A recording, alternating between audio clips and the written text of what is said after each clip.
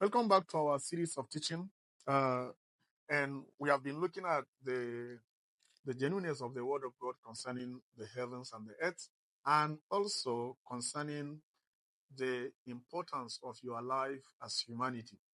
Now, anytime that I turn to Genesis chapter 1, it gives me a kind of hope because Genesis chapter 1 has given me details of everything that God has created. And when I look around the earth, there is nothing that I see today in the earth that is not created by human beings. When I look at the trees, when I look at the firmament, the waters, the vegetation, the grasses, humanity, and animals, I really understand and know that these things is not a coincidence. They have not existed through coincidence. Neither did they exist through some coming of molecules and some forces that science claim to be to tell us. Now, and that is why we see right from Genesis chapter 1, we have seen God creating light. He separated light from darkness. We have seen him creating the heavens and the earth. We have seen God bringing forth all the grasses that yield seed in itself. That's the trees and the vegetations. We have seen him creating animals. We have seen him creating the firmament in the heavens. We have seen him also making the waters to gather or to separate from the earth. And now with all of these stories, at the center of his creation, something very important happened. For in Genesis chapter 1, verse 26, God said, let us make man in our image and after our likeness, and let them have dominion over the fish of the sea, and over the fowl of the air, and over the cattle, and over all the earth, and over every creeping thing that creepeth upon the earth. And now this makes us understand that creation is owned by God. He owns the narration of the creation. He owns the story of creation. And one of the things that I want to remind us is there is no other creation story that existed before Genesis chapter 1. We may say that it has come during the time when Israel came out from Egypt, when already other creation stories was in existence. But that does not mean that those creation stories supersede the creation narration of Genesis chapter 1. Because it is in the creation story of Genesis chapter 1, we have seen everything have its own purpose. Everything that has been created have its own purpose. And importantly, humanity has purpose. So in the narration story of Genesis chapter 1, we have seen that man was put in the earth to have dominion over the earth. Man was created as a steward of God. Man was created as someone that will have free expression of dominion with God so that he can continue to take care of the earth. So man was not created uh, within space of time that science have told us. Man was not created within the narration of evolution theory.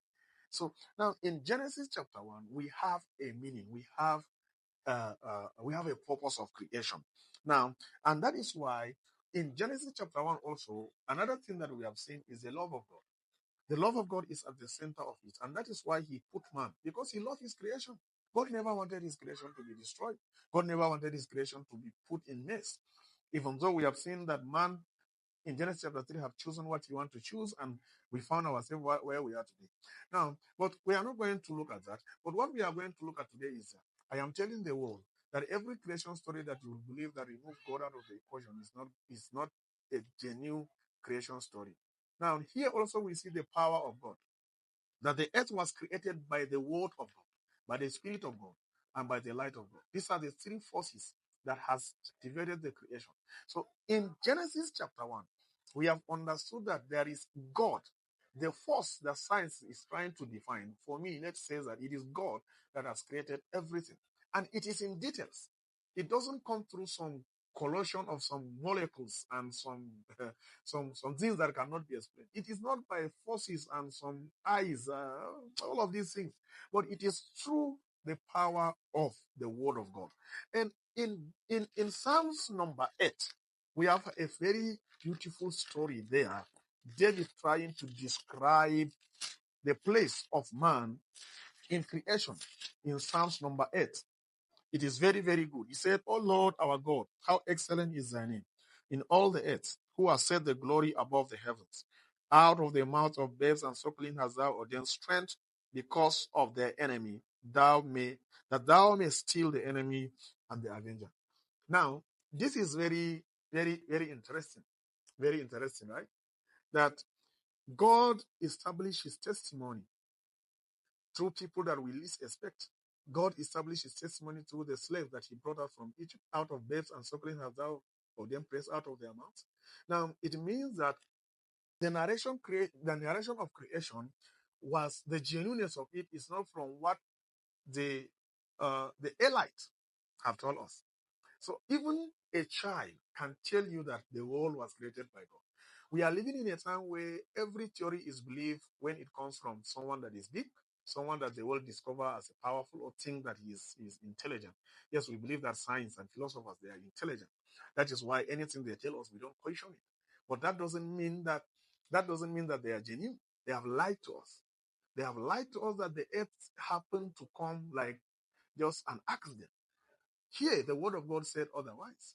And the word of God gives us more meaning than what science tells us. They have lied to us, telling us that the earth rotates around the sun in sort of millions of kilometers in an hour.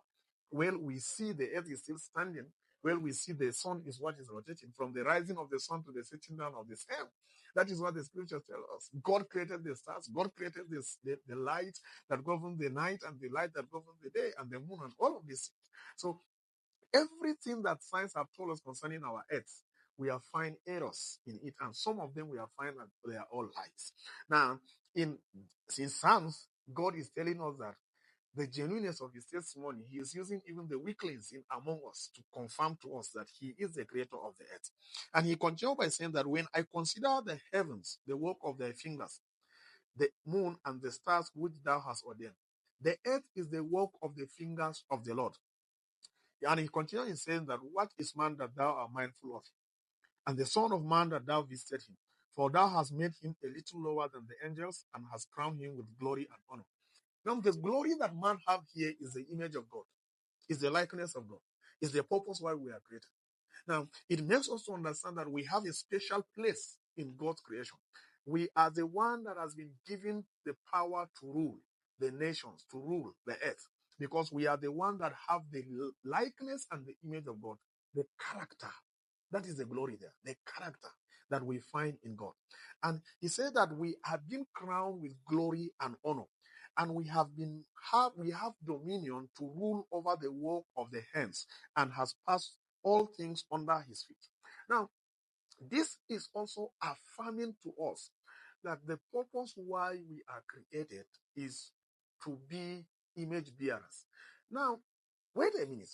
This also reminds us that we are not just a mistake. We are not just a mistake. And this is the end of this series today, or this is where I want us to understand the purpose of this series. Every humanity that existed upon the earth is created by God in the image of God.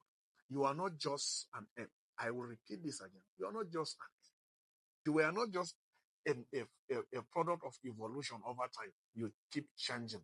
But you are the real image of God. You were created the way you see yourself because God made you in his own image. So, and with this, we have hope.